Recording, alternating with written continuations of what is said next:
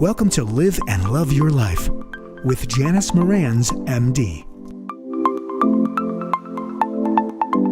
And welcome back to Live and Love Your Life with David Wolf, that's me, and Janice Moranz MD, who's joining me now. Janice, welcome back. Thank you. Absolutely. So, of course, for those listening or new to the series, this is the podcast where we explore how you can create health and joy in every aspect of your life by taking action today. And today we're going to talk about detoxification. This is a subject that comes up for a lot of folks. I know in my world I've done, detox sort of things and activities. My wife and I have done that over the years. And I have this broad idea that detoxification is a good thing. But today with Janice, we're going to really dig in deeper on that subject. Remember, by the way, for more information or we'd love you to take the How Healthy Are You assessment, and you can find that at drmoranz.usana.com. So let's get into today's subject, detoxification in your liver. Janice, what exactly is the liver and what does it do? So the liver is an organ in the body, and there's only one of them, so you have to try to protect it, unlike, say, two kidneys.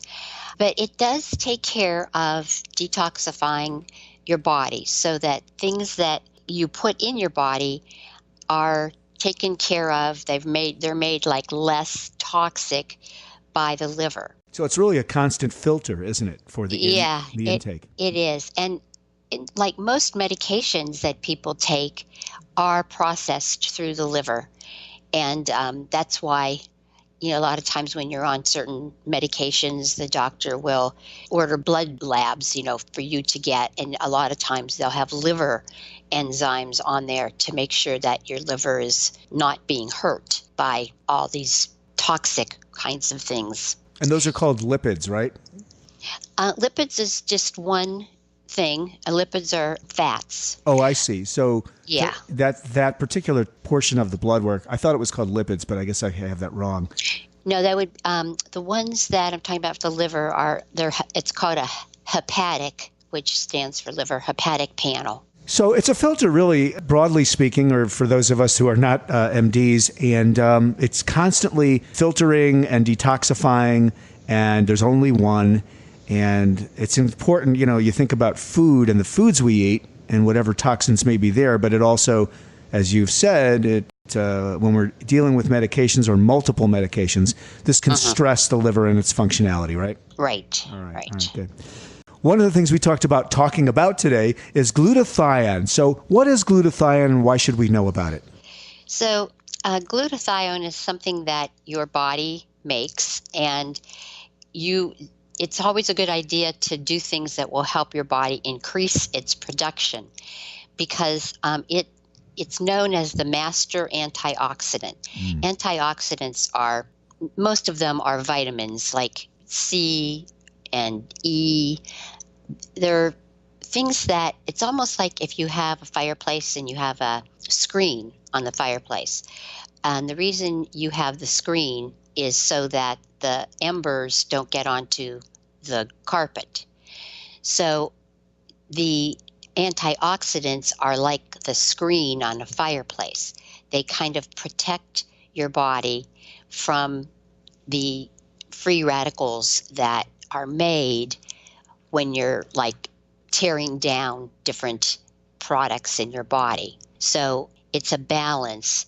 And the glutathione is evidently they call it the master antioxidant, and that they do that because it's the most abundant antioxidant in the body, and it can actually regenerate itself in the liver. Wow. It's found in a lot of foods. It's found in asparagus, avocado, spinach, broccoli, and some supplements have it in. So some people take glutathione by itself. But from food, it's not absorbed. The glutathione from food is not absorbed very well into the body because digestive enzymes can break it down before it gets absorbed. So the digestive almost gets overzealous and it breaks it down before it has a chance to be absorbed in your bloodstream. Right. Okay. So the body needs certain things to be able to manufacture the glutathione. And so those foods that I mentioned and some supplements is what would help to let the body make more glutathione. And some of the supplements would be like selenium, vitamin E, alpha lipoic acid, milk thistle, and there's something called N-acetylcysteine. All of those things are needed to let your body make glutathione. So let me just ask a question, if I may. Glutathione is manufactured by the body. Can it be, I'll say, synthetically generated, or is that not what we're really talking about? We're talking about supporting the body in its production of it. Is that correct? Well, you can get it two ways. First of all, yes, your body makes it, and we always want to do whatever we can to increase that. Okay. But you can also take it as a supplement. Yeah. All right. So this is great. You've listed a number of sources of glutathione to help support this protection against free radicals. Just briefly, you mentioned and you gave a wonderful metaphor, but what are free radicals? We hear this term a lot. It's thrown around a lot, and many of us who are not in the industry or health professionals may not know exactly what that means. So when your body performs all the different chemical functions that it does all day long, there's always some kind of toxin or something that's not good, almost like when your car emits the things that are bad into the air at the end of, working to make your car run. Same thing happens with the different chemical reactions in our body. So they're necessary and they're good, but a lot of times at the end they will leave toxic substances behind. And what makes them toxic a lot of times is in the electrons in the cells. If you lose an electron, you have what they call a free radical. And it's almost like a loose cannon in your body. So you have to sort of quench it. And the way it's quenched is through antioxidants. I see. That's actually a pretty good, I realize it's a deep subject, but yeah, that's helpful to see. So it's the absence of an electron or a lost electron that creates sort of this loose cannon. And it's not a good thing. It's just knowing it's not a good thing. It's a toxin, basically equal to a toxin. Okay. All right. This is good. So glutathione really helps. When you talk about antioxidants, and this one being the master antioxidant, this is good to help guard us against free radicals. Okay, so where does vitamin C, we hear a lot about vitamin C in terms of liver detoxification and the pathways, and I know there's some science around the pathways too, which I wanted to cover on this segment. But let's maybe look at vitamin C for a moment, and I want to hear from you about how that plays into all of this. Well, vitamin C protects the liver from the free radicals, and because it is an antioxidant. And it also plays a role in removing toxins from our system. So we mostly can get it from food, but then, of course, we never quite can get everything we need. And so by taking vitamin C is good also. But some of the sources of vitamin C would be from cantaloupe, grapefruit, honeydew, kiwi, mango, oranges, and other citrus fruits. And I know we're most, orange juice is the one that everybody knows has a lot of vitamin C in it. And so if you take in vitamin C, whether you do it through food or through supplements, it will help, because this is what your body needs in order to also make the glutathione to help your liver detoxify. Okay, so vitamin C does help the production of glutathione. Mm-hmm. Okay, good. Yes. So there's a list of those foods. Many of them are familiar, and yeah, you're right. We all think about orange juice as being, or oranges as being a source. That's the one that's been sort of publicized in culture. Are there any, well, I was going to say unlikely sources of vitamin C, but that may not be the question to be asking here. Not sure. You mean that you don't know about, or? Mm-hmm. That are less obvious, but maybe we've covered it. Yeah, well, there's quite a bit of vitamin C in green leafy vegetables. Ah, okay. So if you eat spinach And maybe, well, anything that's green and leafy. Okay, so it's spinach, it's lettuce, maybe kale. Okay, cool. Yeah. That's good to know. All right, so all of these things help. And you mentioned vitamin E earlier in this session. Talk about vitamin E and how that folds in to this subject of protecting against free radicals, antioxidants, etc. Well, the vitamin E is another antioxidant. And again, you can get it through food or also taking it as a supplement. Okay. It's also good to have, in other words. And are there ways for us to know if we're deficient in any particular antioxidants? And I guess the other side of that question is it possible to have too much of an antioxidant? Some of them can be measured, like you can get vitamin A levels. But there's some that, go through the system very quickly. You can't do it like through measuring the blood. Okay. But the vitamins, which are antioxidants, there are two types. There's the water soluble and the fat soluble. And the fat soluble are the ones that you could get too much of. Like vitamin A is fat soluble. And you've heard about people who eat like way too many carrots and the palms of their hands almost look orange. Yeah. And that is because there's probably too much vitamin A. And because it's fat soluble, it gets stored in the fat. And so it builds up in our system. I see. As opposed to the water soluble, which when you have too much in your body just gets rid of it through urine. So because it's water soluble, and so it's eliminated. Okay. All right. Thanks for that. So two kinds, fat soluble, water soluble. I want to remind you we're visiting with Janice Moranz MD. And by the way, we'd love you to, everyone wants to know how healthy they are, right? And as we said in our previous podcast, we all tend to think we're very healthy, but how healthy are you really?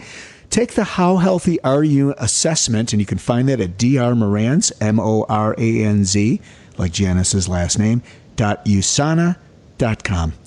I wanted to ask you about the clinical research that has been accomplished around increasing glutathione production. It says here in a newsletter that I'm looking at, scientists conducted a double-blind, placebo-controlled study on a blend of nutrients.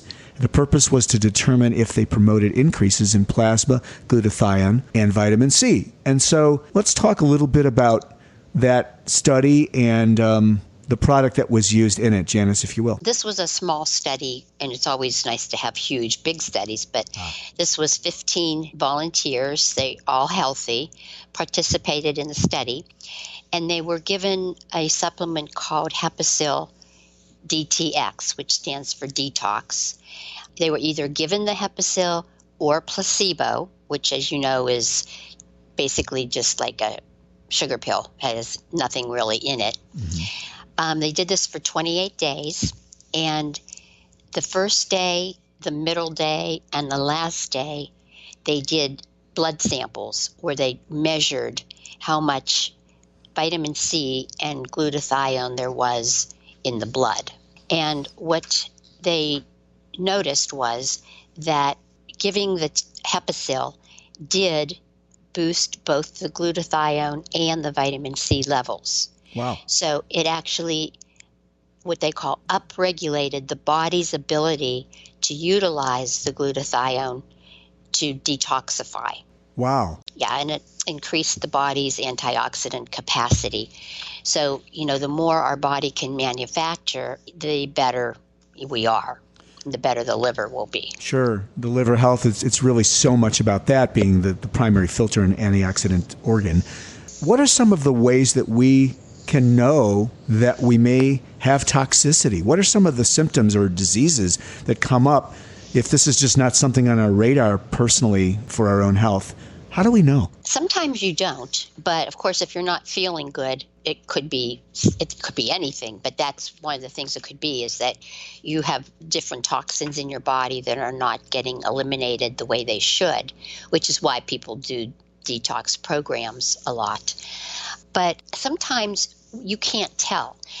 your body will adjust itself to, like, say, the bad things that you might be doing. And so you may not feel bad. For instance, sometimes when people start taking a new vitamin and mineral supplement, they will feel maybe headache, fatigue, and they're wondering, why this is, because they're taking this new vitamin, should be like making them have more energy. Right.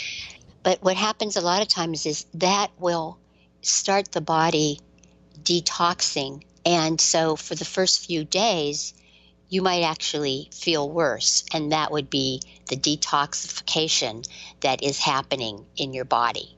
So sometimes if you don't take the vitamin and the mineral and you just go about your normal ways, you could have toxins that haven't really built up enough to make you feel bad. But once you start doing something to detox or to, increase the good parts of the body, you may actually feel bad because the toxins are coming out of your cells. That's so interesting. Yeah. So there's this transitional thing that happens in our bodies, and it could produce symptoms that feel unpleasant, subjectively speaking, but actually are they're an indication that good things are happening. And a few days down the road, you're going to start to feel like yourself again, and ultimately healthier, better, have more energy, more vibrancy, and all of that. Right. Exactly. So interesting, the process of detoxification. And I'm guessing that the more toxicity you have, the more likely you are to encounter this transitional kind of symptom set that you just described. Right. Yeah. Such good stuff. I'm learning a ton. I know our listeners are as well. Remember, you can subscribe to this podcast on iTunes. We're visiting with Janice Moranz MD. She is the health coach. And I don't know, I'm learning so much from you, Janice. It's so good to be with you. This series is going to be terrific. And you can subscribe to us on iTunes. You can also find this at Stitcher and other places where podcasts are found. Remember to go to drmoranz, moranz.usana.com, and take this assessment, the How Healthy Are You assessment, to really begin to get more aware about where your blind spots might be around health and everything health related. Janice, it's always great to have you. Good to be with you. I look forward to the next one, and we'll see you next time. Thanks for joining us. Thank you.